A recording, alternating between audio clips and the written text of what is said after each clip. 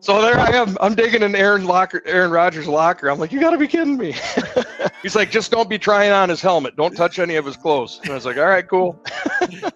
Welcome to Tales from the Tundra, a show that captures one team's history told through the eyes of the fan. My name is Ben, and today I am sitting down and speaking with Chad. Chad and I go way back. I think we've known each other since around 2011 or so. And Chad's story is so crazy. He has some very interesting things that have happened to him, stories that will outlive all of us. And I was so happy to be able to capture those. During our conversation, we talk about his upbringing, how he became such a diehard, passionate Packers fan. We talk about trips to Lambeau Field, and we talk about one very memorable story that has led to multiple other fun endeavors. So without further delay, this is episode 18 of Tales from the Tundra with Chad. Enjoy. Social media is an interesting place. There are a lot of negative things about it, but there are so many great things about it as well. And during our conversation today, Chad and I talk about a time where he was scrolling social media to see a tweet that forever gave him an incredible story to tell. We will get to that story. Trust me, that is something I needed to touch on and something you really want to hear. But before that, we always need to find out how someone became such a passionate Packers fan. And that's where we'll start out with Chad. I'm originally from Eau Claire. So I it's kind of back and forth between here and River Falls, right? So I was born in Eau Claire. About 12, we moved to River Falls. Parents split. I came back for a year, went to North, and then missed my brother, so I went back to River Falls and graduated there. Okay, so you're kind of back and forth between the area. Yep. What was it that made you become such a Packers fan? So it's kind of odd, and I remember vividly when I was a little kid. I'm rocking my Paul Kaufman jersey because he was my first favorite player, right? And my dad always would have the Packers on Sundays, so we'd go to church with my mom in the morning and rush home, and my dad would be sitting there watching the Packers, so I'd watch the Packers. And I remember when I was a kid, I couldn't wait until we played Tampa Bay because we'd actually get a win. So I fell in love with the Packers when we sucked. So I do remember that. And people like my age will say, "Oh, you don't know, you don't remember how bad they sucked." Well, really, they didn't suck that long in my life if you think about it. Yeah, right. But you still had to go through some pretty dire years if you remember the Kaufman era, right? Because that's late 70s, early 80s is when he was there. Then you had to go through Randy Wright? Yep.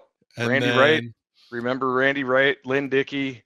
I remember Don Mikowski vividly, man. I loved that guy. When he went down, I was crushed, So with you being at that age of kind of following football, that 89 cardiac pack that showed a little bit of spark, were you like, oh, here we go, this is the turn, we're coming?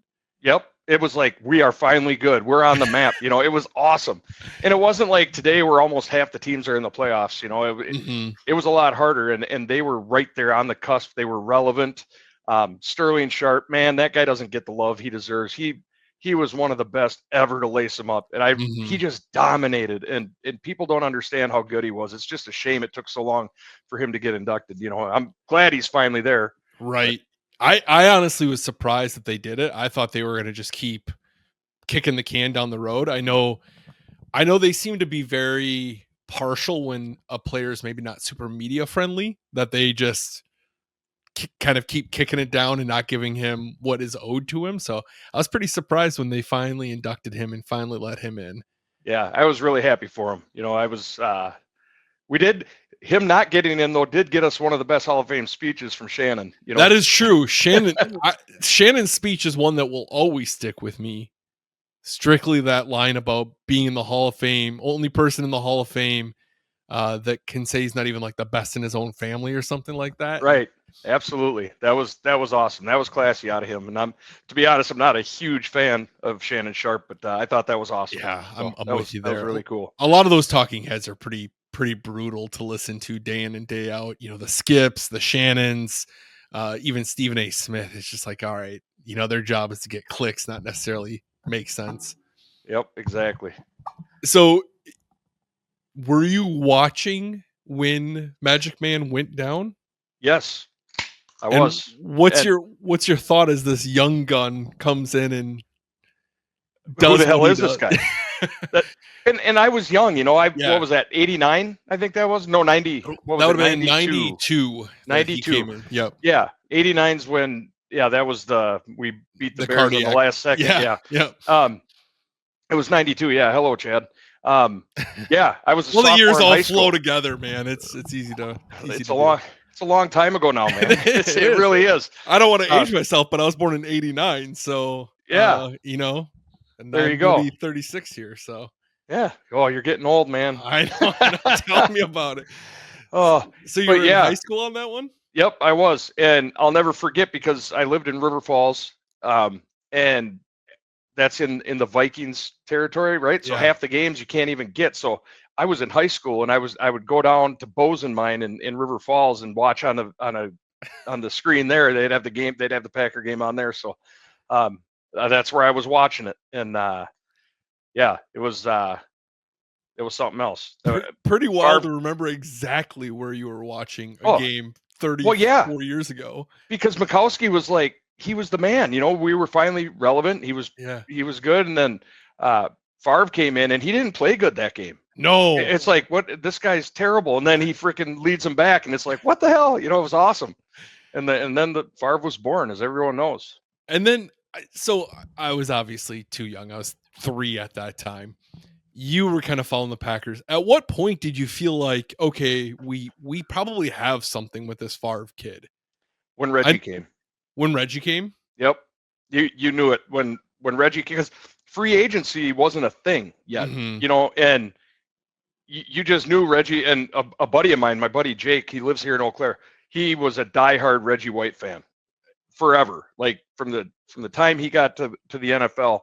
And when he came to Green Bay, Jake was just, he was over the moon. It was awesome. But yeah, I knew when Reggie's coming, it's like we're actually attracting people to Green Bay, where everybody said, where's Green Bay? They don't even know where it is on the map. They don't know where Right. Wisconsin is. Right. So yeah, it was a different time back then. It was an entirely different NFL. So that's when I knew. I was like, hey, if Reggie's coming because of Brett Favre, then we've got something here. And then, a few years later, you get bounced by the Cowboys a couple years in a row, but then a few years later, you finally get to that mountaintop. After being a fan, at that point, you were probably actively watching games for at least a decade at that Yep. point, if not maybe a little bit longer. You saw a lot of mediocre football, a lot of bad football, and a lot of really good football too. What was your feeling like when they finally got to that point? It was awesome. I mean, I cried. I was Yeah. 19, like I had such a long life of terrible Packers football. I mean, they but at the time I was like, I thought I would never see it. Yeah. And that Super Bowl, I never forget, man. It was awesome. Desmond Howard, that whole season, because they lost earlier to Dallas and they got thumped by Kansas City, and it's like, Mhm. what's going on? And they brought in Andre Rison in the middle of the year, and it was magical, and it was such a cool run. And to see what they did, like right away when Favre threw that audible, he came off the sideline with his helmet in the air. I mean, it was just, God, that was great. It was awesome. You said you didn't have to wait that long, right? You were 19, but I'm sure with watching with your dad, you're getting these stories of how bad they've been, right? You're probably feeling that from your dad. Oh yeah. That whole journey of, because your dad, I would presume your dad watched a lot in Lombardi's era and knew those championship eras, and then got to watch the 70s as a whole kind of go down.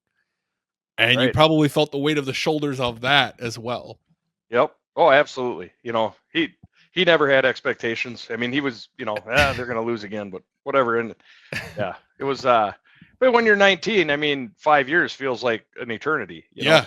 So. You're not kidding. So you watched Favre's entire career, start to finish.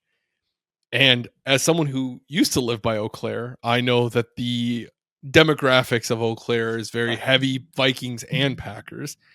You watch Favre your entire career, and then you see him go to the Vikings. Who, do you hate the Vikings more than the Bears, or are you a Bears first? I can't stand the Bears. Let's get that. I hate the Bears. Okay. Yeah. But I despise the Vikings. Okay. I refuse to own anything purple. So what was your feeling like when you see Favre? I would assume that you probably are okay with him in New York, and then you see him go to Minnesota. What was your feeling like for that transition? I was so pissed. It was it was like watching somebody.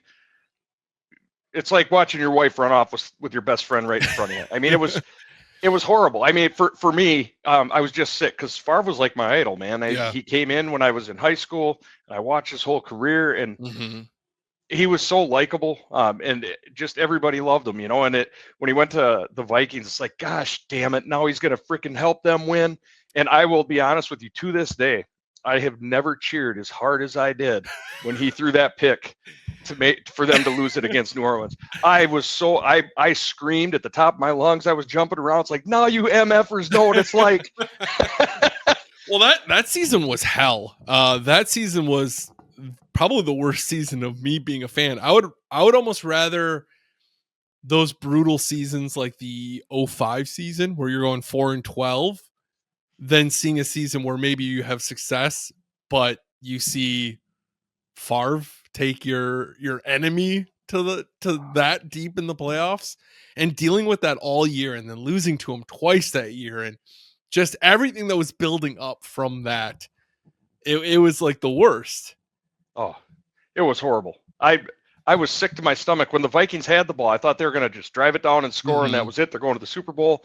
And when he threw that pick, I was at my neighbor's across the street, Mike's house, and they heard me in my house screaming. So it was it was amazing. I was so stoked, but you know, it's going to be different this year. You know, like with Aaron, it's the same type of thing.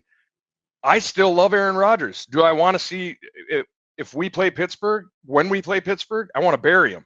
Mm-hmm. But if they made a run and we're not in it and he goes to the Super Bowl, I'd love to see him win one.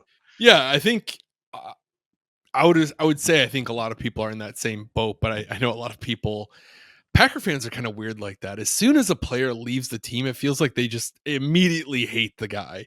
And Aaron's a little bit more outlandish in the media and stuff like that, so I know people don't like him for that reason. But man, it's not like he's hurting anyone. He's just an odd dude. He does his thing, you know? Yep. I still hope he does really well. I would love to see another Packers Steelers Super Bowl and just have that, the media that goes with that, the anticipation that goes with that. And to me, it wouldn't be as sickening as like the Packers Vikings of that 2009, 2010 era.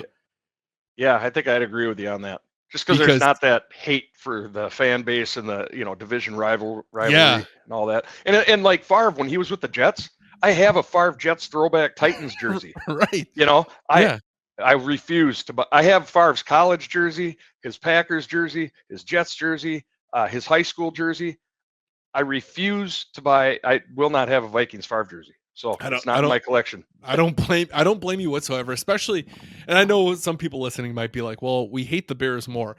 When you're on the western side of that state, I feel like the Vikings fans are so loud and obnoxious and just over the top that you don't deal with as many Bears fans. And so you just grow this hatred for the Vikings like no other. And I'm with you. I bought up a lot of Favre stuff when he was with the Vikings because he had a lot of Packers stuff super cheap because no one wanted it. And I said, it sucks to do this right now. It feels like a very, like, I don't know, bad medicine, if you will, to swallow right now. But I know that tide's going to turn. And I'm going to be happy I did. And now I'm happy I did because now he retired a Packer and did his whole thing. But were you concerned at all that maybe Rodgers was going to go that same route since there's news reports about it? Yep. I thought for sure it was going to happen. I mean, I'm so glad it didn't. Man, I'm not kidding. I mean, with that roster, Minnesota, that's part of why there's such a bigger hatred for Minnesota than the Bears, because the Bears have been irrelevant for so long. Mm-hmm. They've had a couple spurts. We had to mop the floor with them, if we can say that, in the championship game a while back. But really, the Bears have been irrelevant, so there's not that big hate. Their fan base chirps, and then September hits, and they have to shut up. But Minnesota, they're always in the mix, right? And they are fully. I mean, there's been many years where they're more talented than us. They just haven't had a quarterback. Yeah. So I think if they would have got Rodgers this year, they would have walked through the NFC. Well, with So that receiving core and their tight end and Hawkinson, they would have been so tough. And I don't know how their offensive line is. I don't follow them as close, but they would have probably been a step up from New York. oh And yeah. just to give him some time, you have Aaron Jones there as well, which is always painful. I hate how all these great former Packers always seem to head a little bit west. Oh, I hate it too. I was gonna ask you something off that. Now I completely spaced it, but I do think the Vikings have always done such a better job of bouncing back off rebuilds. You see them have really bad seasons and have no way to be competing, and then in 2 or 3 years they just have pieces together that make them competitors. Um, so I was super excited when he signed with the Steelers and we're done with it because I felt like that was a good landing place for him. I also had a theory that I didn't think because Rodgers is really good at holding grudges. And after he broke his collarbone there in 17 and all the fans made it like the top selling picture and everyone celebrated it, I felt like Rodgers wouldn't sign there no matter what because of that. Like, no, I'm not going to play for this franchise. Yeah, I mean, well, I that's a good point, and I had that's a take that I hadn't even thought of, Ben. That's a really good one because I was thinking, is he going to have a chip on his shoulder and he wants to stick it to Green Bay twice a Mm, year, kind of like Favre did? yeah, I could But see that side of it too. I'm glad it didn't work and that he went to Pittsburgh, so I can still kind of cheer for him, except when we play him. Yeah, that I mean that'll be nice. I'm a fan of the Steelers. I like the town. I like the fans. I feel like they're kind of like the AFC Packers in my eyes. A lot of Yep. history, a lot of championships. I don't know. I'm excited for them, and I'm hoping that they do well. Hey, it's Ben. Sorry to jump in. I wanted to draw the giveaway winner for last week's episode. Before I do, as always, I want to say thank you to everyone who took the time to enter. I also want to say thank you so much to Nicolay Law for making these giveaways possible by sponsoring the show. I wouldn't be able to do these definitely without having Nicolay Law. So if you are injured, get Nicolay. All right, let's see who we got this week. This feels like a good one here. And this week's winner is Chad T. Chad, congratulations. Let's take a look at what you got. Chad, you have snagged yourself an Antonio Freeman 8x10. Congratulations. Thank you once again to everyone who took the time to enter. And thank you to Nicolay Law for making these possible. If you are injured, get Nicolay. Let's get back to our conversation with Chad. One story I for sure have to ask you about. Well, there's a couple I for sure have to ask you about. Devon House. Yes. you went very viral there for a little bit. You were everywhere, which was super cool to see. I was very stoked. Take me through this story of Devon House and what happened here. Yeah, that's a story that just never died. I mean, it was it's like my brother said, we thought we'd have a cool story to tell our buddies, but ESPN beat us to it, So it was mini camp. They had their OTAs, right? And I'll never forget it because it was my son's graduation day. And he went to high school in Oshkosh on the east side of the state there. He went to North. I think he was a year ahead of Tyrese Halliburton. But anyway, yeah, I drove back to Eau Claire. I was getting ready for bed. I'm laying in bed and I'm just scrolling through Twitter like I do half the time at night. And there's Devon House. Hey, looking for a ride. And I sent him a message, and which I'm sure he got a ton of messages. But strangely enough, on Twitter, I was friends with this guy. Well, I'm sure Kurt Kozad. Kurt, yep. Who Devon knows. And Devon saw that I was friends with him, so he actually messaged Kurt, and Kurt's like, no, he's a cool dude. So my brother where was he stuck at that he needed a ride? He was tweeting while he was in the plane. He was going to be landing in Minneapolis. So there was storms, so his flight took off late. Okay. And his connection was going to be in Minneapolis, and he missed his connection. So he was going to have to drive to Green Bay, but there was no rental car companies open. So he couldn't get a rental. So he was stranded. And he had a big bonus on being on time to OTAs. So he was willing to do whatever it took to get there. Right. So yeah, my brother lives in Hudson, which saves a little time. So I was like, well, I'll have my brother come get you. I'll meet you guys on the way or whatever. So my brother went over to the airport, grabbed him, and then I met him on 29, and off we went over to Green Bay. And Rob Domofsky saw all the tweeting going on, so he put it out, and then ESPN got a hold of me. There was nothing going on in the world of sports. I mean, it was baseball season, but there was nothing happening. the end of May or whatever, beginning of June. And yeah, so then ESPN, they put us on ESPN. Bridgestone did like a commercial thing with us, and it was wild. It was a good time. What time did you get him to Lambeau Field then? We got there about 3:30 in the morning, 4 in the morning. Did So he that just was the other cool thing. So as we're driving, he's talking, answered questions, and I was like, I had brought a pillow for him, and I told him, you can go to sleep, man. You got practice in the morning. And he's a huge baseball fan. okay? And he said his idol growing up was Ken Griffey Jr. So he's like, no, if I was in the car getting a ride from Ken Griffey Jr., I'd be asking him questions the whole time. He goes, you guys fire away. You guys are bringing me here. The least I can do is stay awake and have a conversation. So he super cool guy, super down to earth, very Christian, great family. His son Levon is a stud baseball player. Okay. Yeah. So I think he's 10 or 11. Oh, yeah, dang. Yeah, they're traveling all over. That kid is good. They live in Texas now. That's awesome. So maybe we'll yeah. see him. So maybe we'll see him come up in the league here someday. I wouldn't doubt it, man. That kid's a baller. He's good. And then as part of that, you got to go into the Packers locker room and kind of mosey around a little bit. Yeah. So little did I know. So he says, follow me. So we took him to the airport. He's like, why don't you guys come over to the stadium with us or with me? And we're like, oh, okay. When we're here. Yeah. So he pulls up to the player's gate and he's punching in his code and we're behind him. Right. And he pulls in and my brother's like, well, what do I do? I was like, punch it, dude. Don't let that gate close. So we went into the players lot and we got out and walked in with him. And we went into the locker room. He signed some stuff for our kids and stuff. And it was funny because he was signing. I actually kept one shoe that he signed. So he had to sign it with a silver Sharpie. That's sweet. And he couldn't find a silver Sharpie. And we're looking all over. He goes, go look in Aaron's locker. He's got 100 of them. So there I am. I'm digging in Aaron Rodgers' locker. I'm like, you got to be kidding me. He's like, just don't be trying on his helmet. Don't touch any of his clothes. And I was like, all right, cool.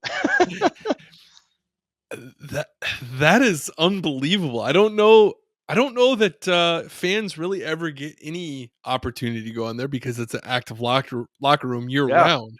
Yep. So to be one of the select few fans that have probably been in there and have to be one of the only fans to be in there in that capacity for sure. Yeah. What else was cool, and I didn't realize this, the Super Bowl trophies in the Packers Hall of Fame are replicas. Yep. The actual trophies are in their players' lounge in the locker room, outside the locker room. Yeah. I never knew that. I only learned that because when I went to a game with Desmond's wife and I got to go in the players' lounge and I saw those and I asked her and she's like, oh, those are the real ones. The other ones are fake. You would never know that. You would never know that. They don't disclose that anywhere. It makes you wonder how many copies of Super Bowl trophies they have. When they're passing them around for like a championship parade or that one Gronk dented. Yeah. Is that a real one or is it a replica? And at what point are they different? They're probably very really no difference on which ones they are. They're all the same made and yeah. Definitely. It made me wonder, okay, is the Stanley Cup that they carry around all off season, is that the real cup? Right. How many duplicates are these are out there? And then the other weird thing about being down there is you don't realize how much stuff is down there. Like the basketball courts or whatever. They have just stuff down there everywhere. Yeah. And you would never think that just from seeing it from the outside perspective. It was wild. It was eye opening. It's like, it was really cool. It was a very fun experience. So I'll never forget it. So like I said, it's a gift that kept on giving, and it's a story that lived on for a long time. So I still get asked about it every now and again. Did you call in sick the next day then to work? I did not. I was, I had a lot. I was really busy at the time. And he even offered to put us in a hotel, have us come to the practice the next day. And I really wanted to, but my brother and I had to be at work. And it's like, but yeah, it was cool. He was a cool guy. It was a cool experience. And then you said ESPN picked it up, and I feel like you were everywhere after that. Like not just ESPN, but weren't you on? You were like the local radio that you listened to all the time. Yep. I think you were on there, and you're kind of all over the place. What was what was the coolest I don't know, result of doing that? Was there like any particular interview that you did that really blew your mind, or was it the Well, Bridgestone thing? the Bridgestone thing was awesome. So there's twofold. I mean, number one, that day we were on ESPN, like I'm on here. You know, me and Mike were up on the screen talking while they're interviewing us. That was wild. But yeah, the Bridgestone thing became the coolest because Mike and I were, my brother's Mike, by the way. We were able to get tickets. We were sitting like 10 rows up on the 40-yard line or 50-yard line, right in the middle there on the Bengals sideline. But we got passes and we got down on the sideline during the game, and that was awesome. That's And super cool. I used to think, oh, I could make a tackle in the NFL. I could make a play. You know, I was standing, and it was Joe Mixon's rookie season. I was standing on the sideline, about 5 yards off the sideline, and he came full speed right at me and was cutting up the sideline. No effing way could I have made. I am getting off the tracks, man. Those dudes are so big and so fast. You can't appreciate it unless you're standing right there. I don't know, man. I'd still put my money on you. Nope. You know, especially like 20, 23-year-old Chad, for sure. Oh, I still have money on you, man. Because I probably you're could a have got him bigger down. dude. You're a bigger dude. I think you got it. I could have got him down, but it wouldn't have felt good. And I definitely would not have put him back. I mean, he would have taken me for a ride. The speed and the size of those guys, it was just, I was blown away. The thing too that I think you don't really notice until you go to a game and you're close is the ball, the thwap of the ball on the receiver's hands. Oh, I mean, yeah. it sounds so loud every time they catch the ball, and you're like, man, that's gotta just hurt. But maybe they're just so used to it. But Yeah, just that thwack, you know. It's funny you say that because I had made my way around to the back of the end zone, and Rodgers hit Jordy Nelson over the middle in the back of the end zone, and I heard that whap right against his hands as he caught it. I was like, damn, he threw that hard. so yeah, no, they make a noise. You ain't kidding. And then a few years ago now when he was on the tailgate tour, you got to see Devon again, right? I did, yeah. Brought my stepson with me, so Rory, and we got to meet Aaron Jones, which, nice. You know, another Vikings thing who, by the way, is coming back to Eau Claire next month to do a football camp for the kids in the area. So I still have nothing but love for Aaron Jones, even though he's a Viking. Like nothing but love for that guy. Really, one of the nicest guys you could ever see. He's amazing. I think he's one of my favorite Packers ever. But I met him twice. Obviously, he'll never remember it, but once happened to be in the Mall of America. He was walking around. They were playing that Sunday, so I ended up getting a picture with him, shaking his hand. But then, yeah, at that tailgate tour, Devon was there, and Elton Jenkins was there, and I was up at this little VIP thing. There's probably 50 to 100 people in there, and Devon came over, and we're talking, and Rory's with me, and he's got his Aaron Jones jersey on, and Devon's like, has Aaron signed that for you yet? And I said, no, they told us not, no signing anything or whatever, but he still wanted to wear his jersey. And he's like, that rule doesn't apply for kids. I'll get Aaron to sign it. So a little bit later, Devon brings Aaron Jones over, and Aaron signs his jersey, and we all get a picture. And Elgin Jenkins sat down, sat on the booth there, asked Rory if he could sit by him. And Rory's like, yeah. So sits down, and they start talking about Fortnite. And for 15 minutes, Jenkins sat there talking to Rory about Fortnite. Not a thing about football. I'm like, geez, kid, do you know who you're sitting next to? Yeah. Like one of the best offensive linemen in the league. You're talking Fortnite, Dude, I bet Elton loved it though. Like Elton was probably so excited just to talk something that he's passionate about like that, video games. And yep, that's too funny. Yeah, Rory must have been like, this is the coolest. Like my stepdad knows all these guys, and yeah. Well, he still looks for Big 74 on the TV, So surprised they didn't exchange gamer tags or something like that if they're playing online together. Yeah. Oh, that was great. Yeah, Elton wanted to know what Rory's favorite dance move was because of the. I don't know Fortnite, man. I don't either, man. Watch him play it every now and again. We're old. We don't know Fortnite, man. That's all right. The other thing I have to ask you about, and I don't know that I've ever heard this story or know much about it. Are you okay with me saying your last name on here? Yeah. Okay. Yep. I mean, it's a very unique last name. Not many people have it, but so your last name's Johnson. So Chad Correct. Johnson, who shares a name with a former NFL great in Chad Ochocinco Johnson. Yep. Over the years, you guys have had some interactions. On Twitter, your thing is actually not Ochocinco, like Right. in parentheses, not Ochocinco. Do you guys follow each other at this point? We do. Well, it's What? kind of it was funny because I interact, just like anyone else, you just tag people every now and again. Sometimes they'll read it and respond to it or whatever. Yeah. It's all in good fun. But the one time I wasn't trying to reach out to him, somebody actually DM'd me, and they were upset because they got all excited that Chad Johnson followed them, and then they figured out it was me. It wasn't Ocho Cinco.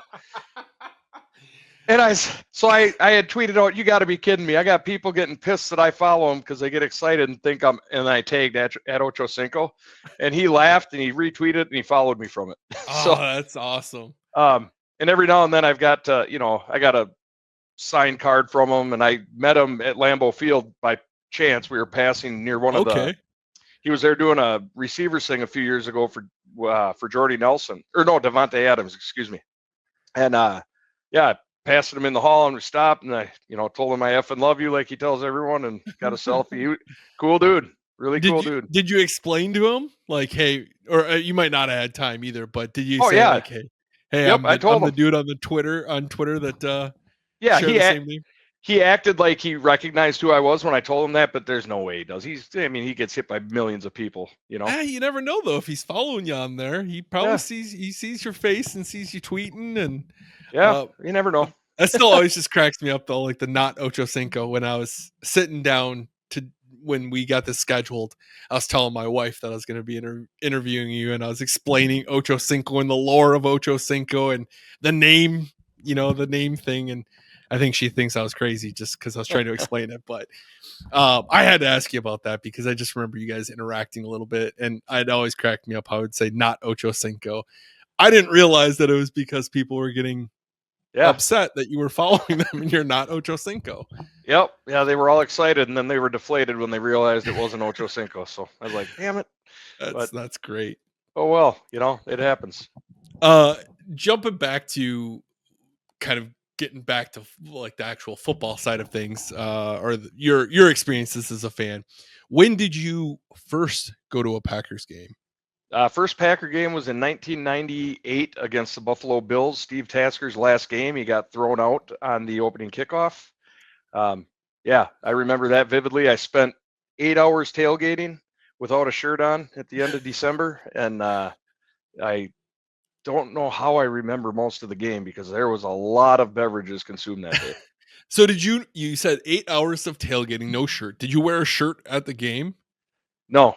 I did have a sweatshirt that was cut that I would drape over my back every now and again. But yeah, I thought I had to be one of those idiot fans without a shirt on, So. I'm always curious how did you manage it? How did you survive that? I feel like that. I mean, the alcohol probably helps in a lot of ways. Yes, but even still, I feel like that's got to be just a miserable task for 8 to 10 hours. It was cold. It was like, mid to upper 20s, so it wasn't freezing. Okay. And it wasn't super, how Green Bay is normally super windy in December. It wasn't that windy that day. And we found a barrel with a fire in it. That's when Lambeau, before the renovation. So that's when it was still the green, tiny little concourses, like 4 bathrooms in the entire building. So that's it's a game I'll never forget. I was in the southeast corner. I was above the tunnel in like row 55 or something like that. Yeah, it was pretty wild. Was that your first trip to Green Bay, period? Yes. Yep. So what was your thought as you're coming in to town? You see this little rinky-dink stadium plunked down in the middle of a community. What was your thought as you're going to this? I felt like the dad on Rudy. When he walked into the stadium, and he's like, "Oh," that's how I felt. Am I dating myself? Referencing? No. I know Rudy. No, you're good. You're not losing me on the reference. Yeah. So it was wild, and I was surprised at how small it actually was. Mm-hmm. And at that time, you didn't have high def TV, right? So it really looked like when you'd see a shot from the end zone, it looked like the stadium was kind of very, it wasn't steep. But then you walk in and it's like, boom. I was really taken back at how steep the seats were, compared Yeah. to. I always thought it was more of like a gradual, very, Mm-hmm. barely a bowl, but it's a bowl. So was I never went to the old Lambeau Field before the renovations. The bowl's the same. So the steepness and everything's the same, correct? Yeah, all the way up until the end of the bleachers. Yep. Yep. Okay. Yeah. Because yeah, you're not kidding. It is steep. I didn't know if it was like steeper than it is now, but then I had a brain fart there as well of like, oh no, it's the original bowl yet. Duh. Yep. So with you going in the late 90s, a couple years off of winning a championship, and you've been to a lot of games in more recent time. One thing I'm always curious about is, and maybe it's not something you recollect necessary, especially if you've been drinking a little bit, but how do you feel the crowd noise and the crowd interaction was in 98 compared to more recent? That's a great question. I think in the south end zone, I think it gets as loud as it ever did. The way they with the three new levels there, and Mm-hmm. it just the so. But I think the atmosphere's changed over the years. I think the crowd as a whole got into it a lot more back then. Mm-hmm. I remember when we played. Was it 99 or 2000? Leroy Butler had a big safety in the playoff game. We were playing San Francisco, and that's when Leroy made that play. That like the ground shook. I've never felt the ground shake like the Wow. stadium underneath me. It was so loud and so the energy was just unbelievable. And I think part of that may have been you had a fan base for 20 some years that was just Yeah. wanting it, right? It'd Mm-hmm. be like if Cleveland got to the Super Bowl, it'd be, I think everyone's so damn entitled. If they're not winning, Yeah.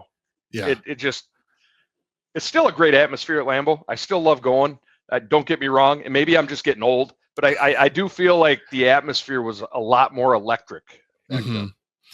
That's always kind of been my theory, is that you had a team that sucked for 20 years finally start seeing success, and they were so excited about it. And now that we've had success for 30 years, that people just expect to show up and sit on their hands and watch winning football without having to. So that was kind of always my theory. But as someone who has been there, I was curious to see if that theory kind of rang true. Yeah, I think it does. And you don't just look at the league now. I've been hearing murmurs of, oh, if the Packers miss the playoffs this year, is LaFleur gone? Are you kidding Which me? is so wild. Which Are is you so kidding wild. me? Yeah. Entitled. It drives. Sometimes I love being a Packer fan, but sometimes I think we have some of our fans just boggle my mind. You know what I mean? It's just frustrating. Do Oh, you think, is kind of another aspect of it? Do you think people with like fantasy football and Madden, do you think people think it's easier than it is to win? I think they do think that. I Because you're really like, do. oh, I can manage a fantasy football team, so clearly I can manage an NFL roster. Yeah. Uh, No, I think we've become, and myself included, I think I've, as a fan, have become a little bit entitled. I think we take for granted what we've had. I mean, it's yeah. going to be, I'm curious to see what happens now with Murphy gone, if we can continue that success, because success comes from the top, Mm-hmm. so yeah, we'll Well, see. We'll see what the future holds. and he gets dogged on a lot, but Murphy did so much for this franchise. He comes in during that Favre divorce period, really, the waffling back and forth of, do I want to play? Do I not want to play? Flew down to meet Favre, tried to handle that a little bit more delicately, blew up in his face. But he navigated through that, brought in Titletown, brought in the NFL draft. I mean, Murphy did so much for this community of Green Bay that I wish he got a little bit more, I don't know, kudos from fans, where Yeah, fans just act like he's the worst. what's kind of cool is the Packers did their tailgate tour a few years, like before the Devon House one when he was here, Mm-hmm. and they came through Chippewa. And I got to give a shout out to Dan Casper. He's the radio host of Sports Talk 105.1 here in Yes. Eau Claire. Yeah, I remember listening to him. Yeah, so he talks Packers year round. Like his morning show is amazing. I listen on my app on all the way my drive to Richmond. But anyway, Dan got me a pass to come with him to that tailgate tour, That's awesome. and so got to meet a couple of players that were there, and I got to standing next to Mark Murphy. Nobody's around. I get to talk to him. And he asked me if, if there was one thing I could change about the NFL. Well, he asked me this. What would it be? Whoa. And Pressure's on, man. yeah, I knew instantly. And I said, the pass interference calls are ridiculous. Let the defensive backs play. And he was a defensive back, right? So I'm thinking he's going to agree with me. And he's like, well, why do you say that? And I was like, because every ball that's contested, if a defensive player touches the receiver, they get called. And then it's a spot foul. So I said, it wrecks the game. He goes, well, a foul is a foul. They need to call it. And I said, well, if that's the case, there's holding on every play. Why aren't they throwing a flag for holding every play on the offensive line? So here I'm having a debate with an NFL executive. It was freaking awesome. So that was one of my, So without Dan Casper from Sports Talk 105.1 up here, I wouldn't have got to have that opportunity. So that was really cool. I love that he's playing devil's advocate on the question, right? And he's not just agreeing with you. He's, pushing back a little bit. And I think there's a whole lot of validity there, that the NFL seems to really favor the offense. You see that with the tush push. Right. You can push on the tush push, but if you're pushing defense, you get a penalty. Right. Like that doesn't make sense. That doesn't make sense, right? You can't do the same formation of the tush push on defense. Otherwise, you get a penalty. Or on special teams, you can't line up and you can't push through the same way. You'll get a penalty. The NFL favors the offense so much, and I understand the NFL wants explosive games. They want, high scoring because they don't want a 3-0 game because people don't enjoy that. But also at the same time, where you're saying it's a spot foul, that there's been a lot of times where one play like that completely shifts the entire game.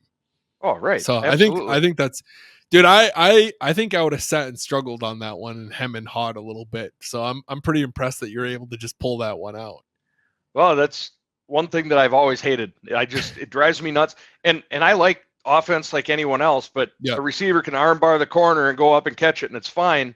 But if a corner tries to make a play on a ball and brushes through the shoulder of the receiver, it's a penalty. Yeah. It's like, no, that ball's free for whoever goes up and gets it. You should have equal right to it, Yeah, and depending on the ref, it can really be bad on how they call it. Would you prefer more of like the college rules of the 15 yards as opposed to, or would you like it to be kind of toned down completely?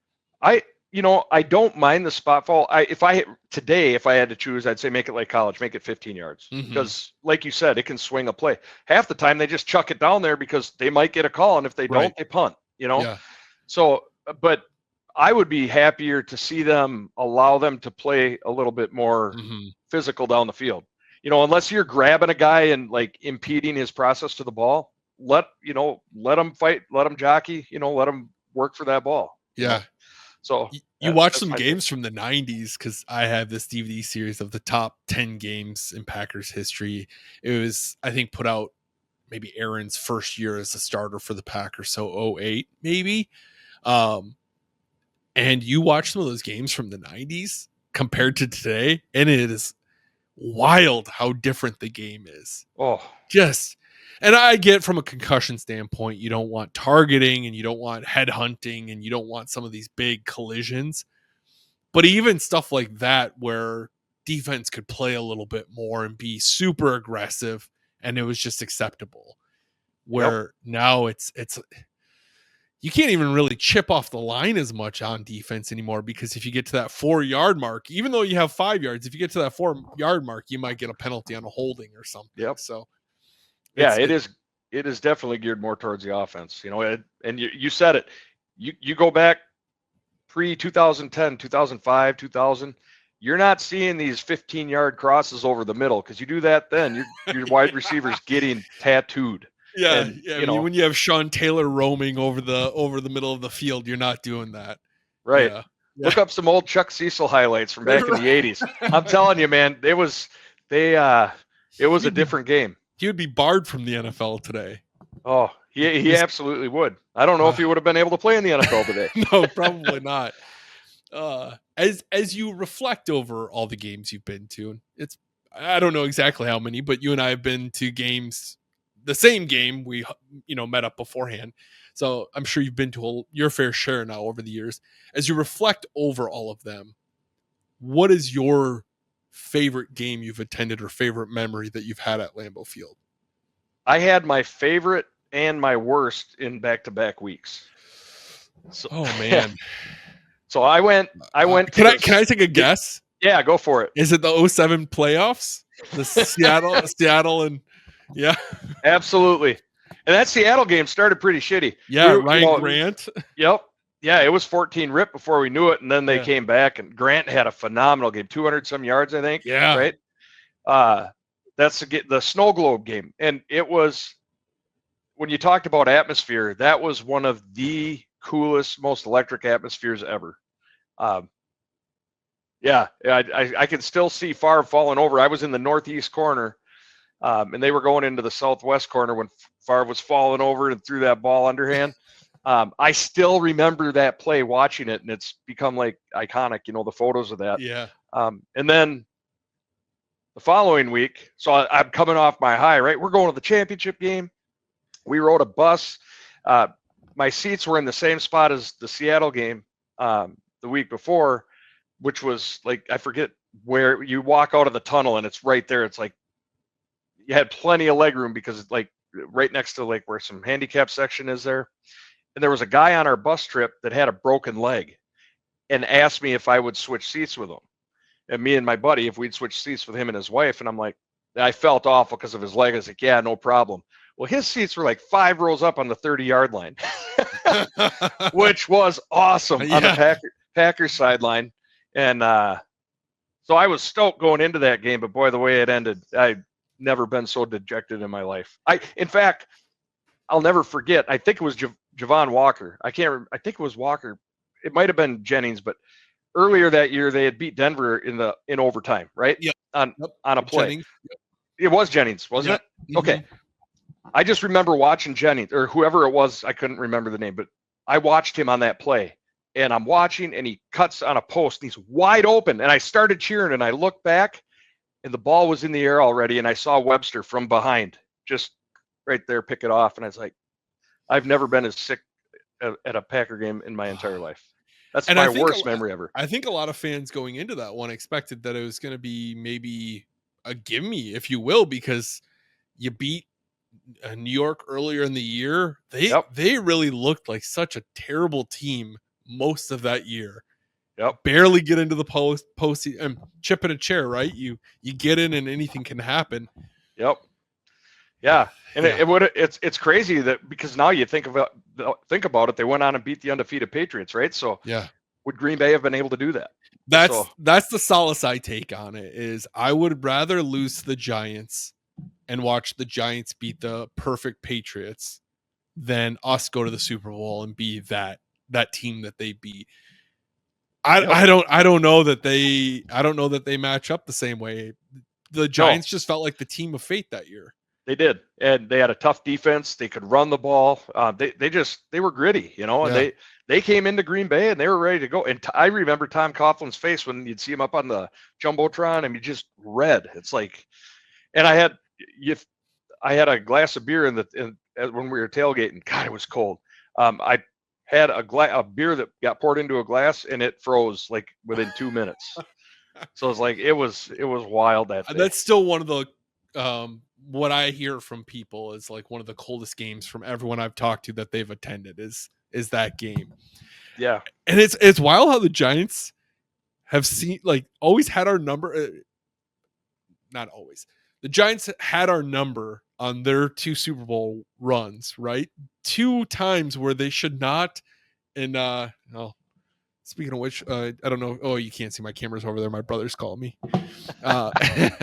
But the Giants have had our number on both of their championship runs. Were games where they were the serious underdog, and they shouldn't have even been in that game.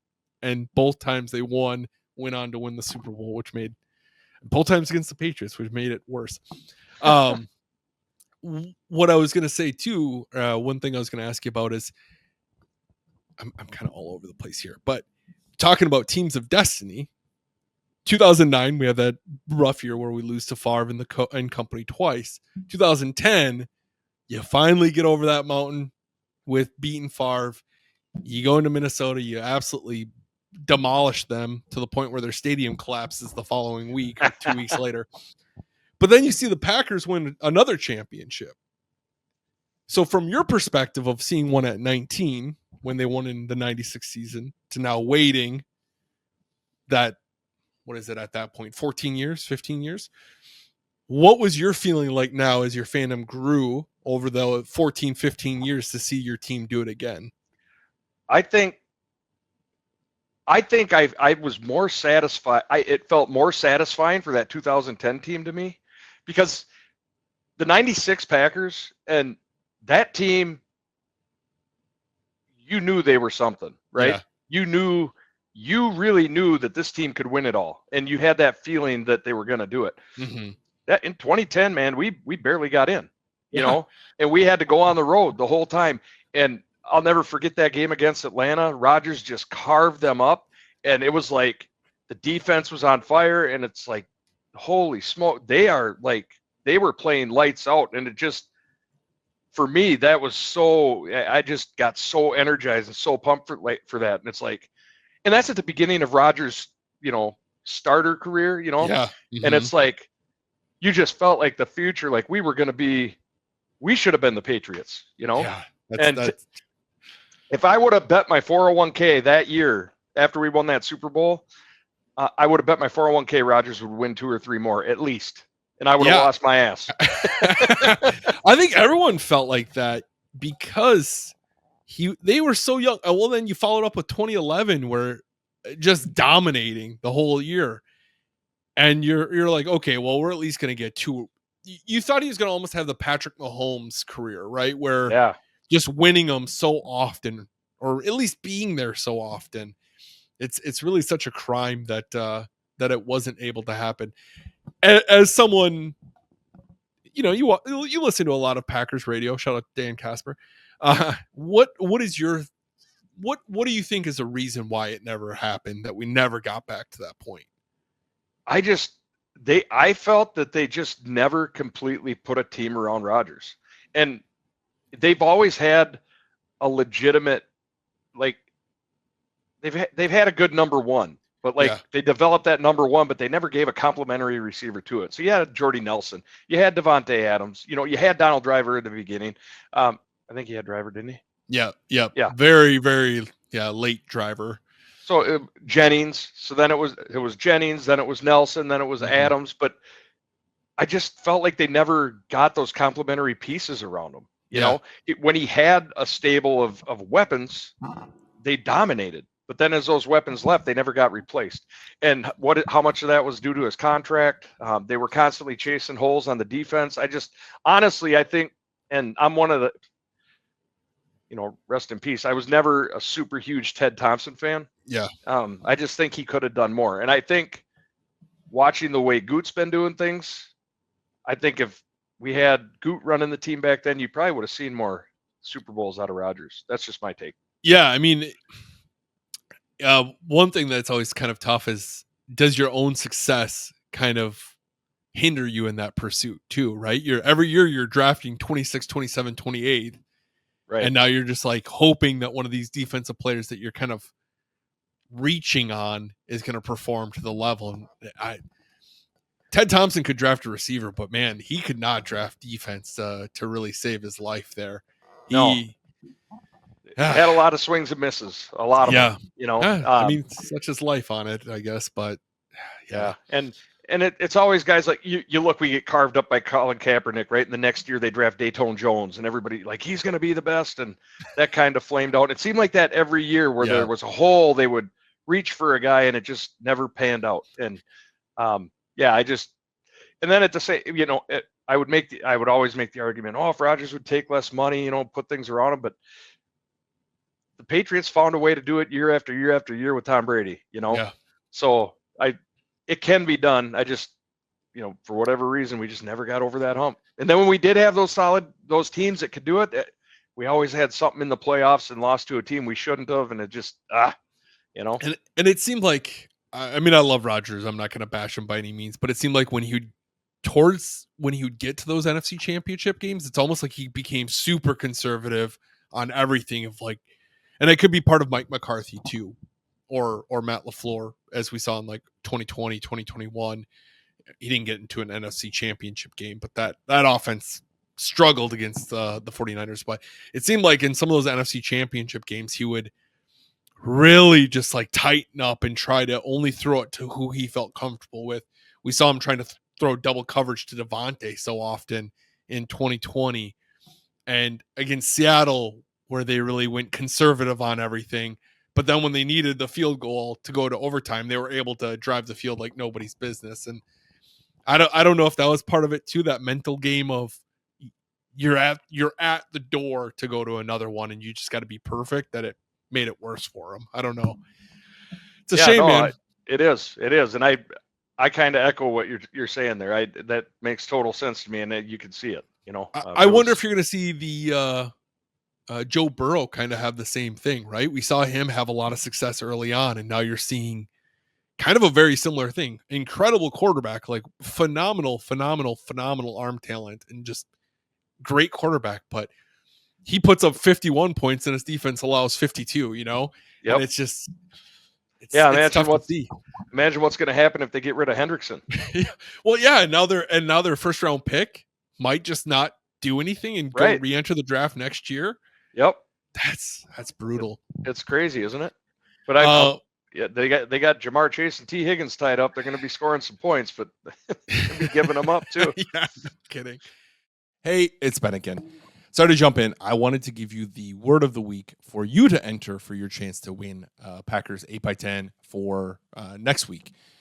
This week's word of the week, I got to be honest, I'm kind of running out of word ideas that have been tying in with Nicolay Law, and I keep forgetting which ones I've used and which ones I haven't used.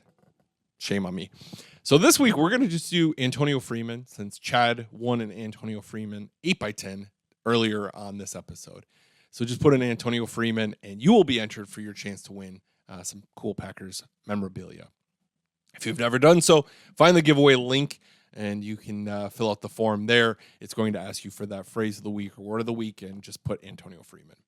I want to say thank you so much to Nicolay Law for making these giveaways possible. When it comes to injuries, you need a good game plan. That's where Nicolay Law comes into play. Insurance companies have their own playbook, and trust me, it's not in your favor. Nicolay Law helps level the playing field. They are based right here in the Midwest, and they've helped thousands of injured folks get back on their feet. They deal with insurance companies for you, fight for what's fair, and they don't get paid unless you win, which is huge. If you are injured, get Nicolay. You can call 1-855-NICOLAY or go to nicolaylaw.com. Thank you once again to Nicolay Law for making these giveaways possible and being a proud sponsor of the show. Let's get back to our conversation with Chad. As we kind of wrap up this, I always have some hot questions, I call them. They're going to just be kind of soft, some maybe curveballs at you, but you seem to work on your feet pretty well here. So we'll see. If you could sit down and have a conversation with any person associated with the Green Bay Packers, alive or dead, and I'm going to exclude Vince Lombardi and Reggie White, who would you choose and why?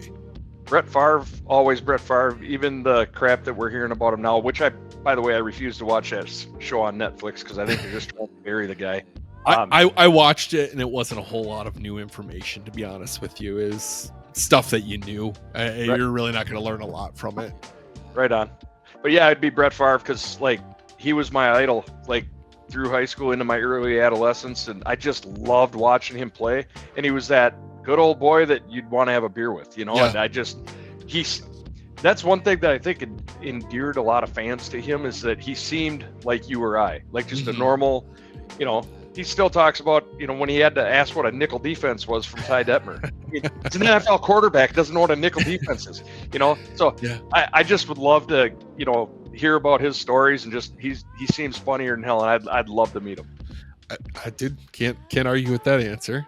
If you could watch any game again for the first time, having the same emotions or feelings as you did the first time you watched it, and I'm going to exclude championship games, so no NFC championship games, Super Bowls, anything like that. I think it would be the 2010 playoff game against the Atlanta Falcons. That was the point at that game. I was like, we're going to the Super Bowl. I knew Chicago was not going to beat us. I just didn't know who we were going to play and if we're going to be able to get it done. Yep. No, it was. Did you go to the Return to Titletown after they did that? I did not. Okay. Nope. I can't remember. I wanted to. I I'm had sure a you probably had conference or work. something, You probably had work. Because you and I had met each other just after that happened. Because I started working, or maybe I should redact that. I started working. At a company that you had worked at the time. Yep. Yeah, and that's wild. That's back in the Desmond Bishop days when you always. I'm wearing my Bishop football camp from 2012. I loved 14-year-old shirt. Desmond Bishop. He was one of my favorite Packers ever. I thought he was awesome, and I saw it. It's funny because I knew who you were from Twitter before I had met you when we worked together, and Bish, please, right? Yeah, so yeah, because and we had followed each other on Twitter before we worked together, and then my brother was it because of Brett that you followed me, or was it completely random? We're both very active on Twitter at the time. Yeah, it was random, and then found out that somehow we put the pieces together. Yeah, and it blows my mind because as big of a Packers fan as you are, and being over there now, and it just knowing you, and that your brother's a diehard Vikings fan, how the hell does that happen? Yeah. Made for dude. I think that's where my hatred for the Vikings really stems from, is dealing with him my whole life. And like 1998, the year where Moss was a rookie, just still like burned into me of my hatred for the Vikings at that point. Oh, we couldn't stop him. Not at all. Couldn't stop Moss. He was unbelievable. If you could attend any game in the history of the Green Bay Packers, minus a championship, no Ice Bowl, Super Bowls, anything like that, which game are you choosing and why? Oh boy. Oh man, which game would I choose? Because I've been to the majority of them, of the big games in the last 25 years. Luckily, I've been able to be at most of the playoff games at home, so it's a hard one to pick. What game would I? Oh, that's a tough one. Oh, it's tough. I would probably loved to have been at the 2010 championship game in Chicago when Randall Cobb caught that touchdown. The 2013 one? Or excuse me, 2013. Yes. Yeah. Okay. Yeah. Oh. Yeah. I mean, you could have really choose either, right? The NFC Championship game where you have you dash their Super Bowl hopes, or the 2013 where you dash their playoffs hopes. Yeah. No, it was I want that Randall Cobb game in 13. That's the one I want to be at. I probably would have got killed though. It was in Chicago. Is there a better bear killer than Randall Cobb? I mean, really, you think about over the years, the 13, he killed him on that one, that opening game of the 18 season where he scored that final touchdown. It seemed like whenever the Bears were in town or they went to Chicago, he just knew how to have their number. He did, and Rodgers could find him. It was great.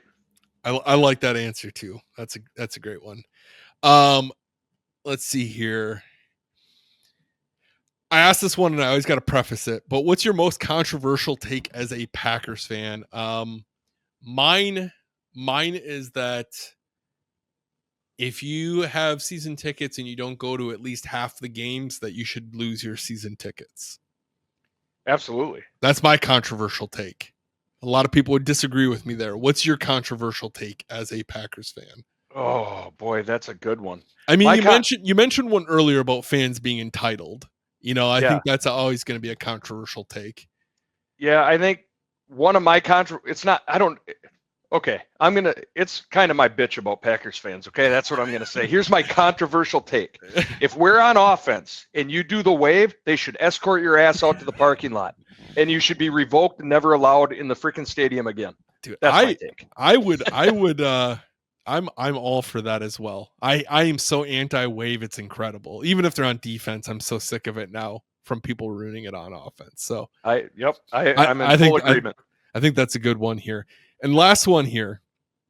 The Packers don't have a traditional owner, but let's say you wake up tomorrow, you are the owner, you have full executive decisions to do whatever the hell you want at 1265 Lombardi. What is the first thing you are doing and why? I am finding a way to get Trey Hendrickson in our building because I want to pass rush this year. I think our defense is already going to be top 5. Yeah. It sucks that Jair's gone because I love 23. I loved his swagger, but be honest, he wasn't on the field much the last couple of years, right? So we know what our defense is going to be. We've seen it without him. Would we be better with him? Absolutely. But he's gone. So what would I do? The best defensive backs, their best friend is a pass rush, and that's what I want. Trey Hendrickson. And I think that's I think it's brilliant to beef up a pass rush, because you look back in 2009, Tramon Williams was such a liability, right? 2008, 2009, he was such a liability on defense. 2009, maybe not as much, but 2010, he really made that jump. You saw Clay Matthews really come in. You saw that defensive line with Raji start pushing and creating a lot of quarterback pressures. And all of a sudden, as a defensive back, you only have to really cover for 2 to 3 seconds before the ball's coming your way. So I think you can make anyone a strong corner at that point when you have that pass rush. So I think that's a solid choice. Right on, my brother. Question for you. Yeah. I'm serious question. Not to put you on the spot, but cool. Who do you think our biggest impact player out of this year's draft is going to be? Out of this year's draft. So that's been one of our things, right? We draft these guys, they come in, they don't really contribute till year 2, year 3. So is there going to be a contributor this year? I think the easy answer, dude, and I'm so bad because I was at the draft, right? And I remember the picks, but I don't really remember the names right now. So this is terrible. But I really hope that interior defensive lineman that we took, that I think he was still there on day 3. Oh, he was physically there. Is it Brinson? I couldn't remember if it was Brondon or Brinson. Okay. Whatever. I got to look it up now. From Georgia, right? Yeah. I will say that's the bad part about being there is. Did you go to the draft? Did you go to the draft by chance? Funny story. I did. I didn't get in. They shut the gate day 1 right in front of my belly. I was the next one to walk in. 6 of our 8 got in. 2 of us didn't get in because we thought with the code we could scan, we'd just get it. That was our entry, right? Sure. I didn't know they were cutting it off. So yeah, we waited too long. But dang. Yeah, so I'm actually get it, thinking. Though. I'm thinking Baron Sorrell. Oh yeah, the defensive end. Yeah. That defensive lineman from Texas. I really hope he comes out swinging. But what I was going to say with the draft is you're there and they make their picks, but there's no analysts talking, right, and you don't know what the board is. And a lot of times you maybe catch the picks a little bit and you read the name, but then it's like gone. And then you're like, okay, when you watch it at home, you see the analysts talk about the pick for a while and it helps it sink in a little bit. Yep. And you see the name over and over on the tip for 2 days. and admittedly too, I've like stepped away from a lot of stuff on the internet. Like I kind of take this as my time of just kind of taking a breath from social media, because with my page and stuff, I'm very active on it. In the football season, then the off season, I kind of pump the brakes. I'll post content and schedule it, and I'll go back and interact with it a little bit. But other than that, I kind of don't pay attention as much.